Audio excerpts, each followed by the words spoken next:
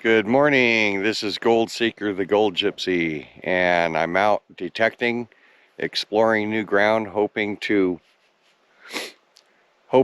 come on to some nuggets. Where I'm at in Meadview, it's been hit so hard over the years that you really need to try to find some ground that people haven't been searching, and that's what me and a buddy are doing right now. And we're on BLM land, and we're pushing up into more hilly mountainous areas and searching gulches and drainages leading off of that, hoping for something. I know that there's quartz veins that streak through these mountains, and if not a nugget, then a specimen is what we're hoping for. I'm trying to keep a lookout for mineralization and quartz and other types of clues. So I'm gonna show you what I'm going up. This is where I'm heading up to. Right up and through there, there's a feeder there, a feeder there, and a feeder right here. And it's steep. I have to keep a vigilant eye out for rattlesnakes. Even though it's November, I don't trust that snakes won't be out. Both times I ended up with a rattlesnake rattling next to my feet one was in a cold October morning, very windy in Montana, and the other time was this April of this year, and it was maybe about 40 degrees, and it was raining, and it was high winds, very windy, and walked right into a rattlesnake that was out, and didn't even see it. The wind carried the sound, making it sound like it was 30 feet away, and not once did I look down around my feet because the wind carried the sound away from me. So you got to be careful. Never again will I make that mistake of thinking it's further away. If they're rattling, they're right next to you. And been here probably 3 hours so far today, and I haven't hit on anything up until now. Just bird shot, bullets, pieces of iron, wire, and there's some detector holes all over the place right in through here, dry washer holes, and right here where we drove in at, there's our ATVs. I got a signal. It was real faint, and you can see I didn't dig down much, and I've been trying to hold out on videoing every single target because I've been skunked for quite a while, and it slows me down with being able to dig targets if I do that. So I had to try to get back onto a piece of gold. It was driving me absolutely nuts, and okay.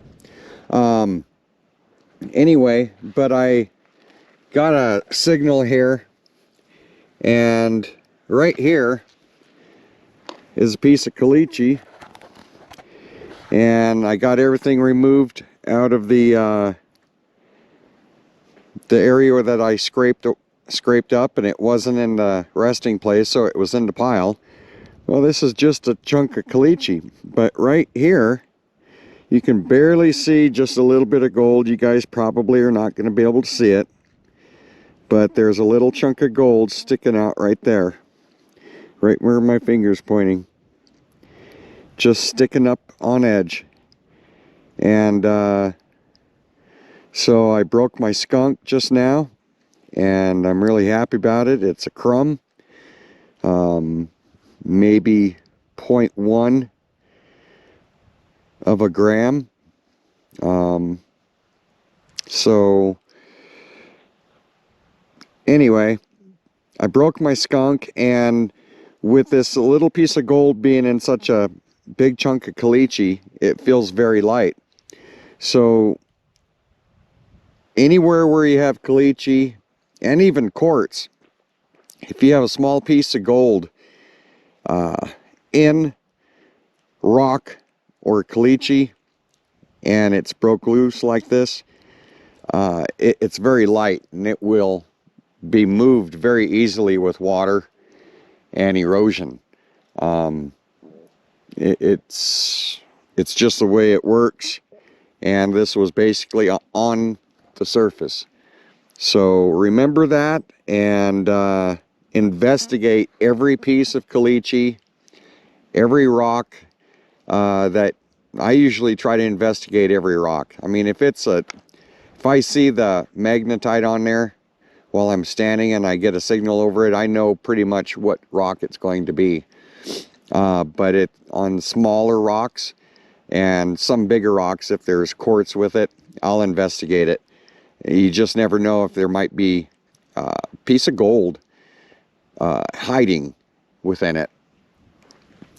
Another thing too, in regards to this, anytime you're detecting where there's caliche at, there may be some barren areas of caliche exposed. You still need to detect those areas of caliche, because the gold can be trapped several inches down in the caliche or even a foot or two down into it. So you have to detect those. You can't assume that because it's kind of washed clean that there's not going to be any gold there, because there will be. Unfortunately, the magnetite's going to be trapped down in there as well, so you have a 50-50 chance that when you get a target, it's going to be a piece of gold or it's going to be magnetite. But that's the way it goes. Come prepared, bring a hammer and chisel, or if you're on an ATV and you have a pack, you know that there's nuggets down into caliche, you might want to invest in a cordless hammer drill to be able to break up the caliche to get the nugget out.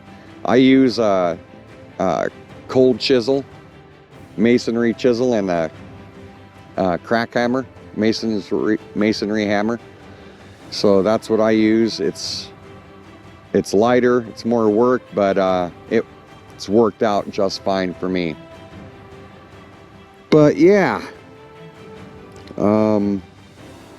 don't pass up the caliche with little chunks like this on the surface, because if you kick it back and you think it's going to be a piece of trash because you moved the top rocks away and then the signal disappeared, you could be throwing away gold.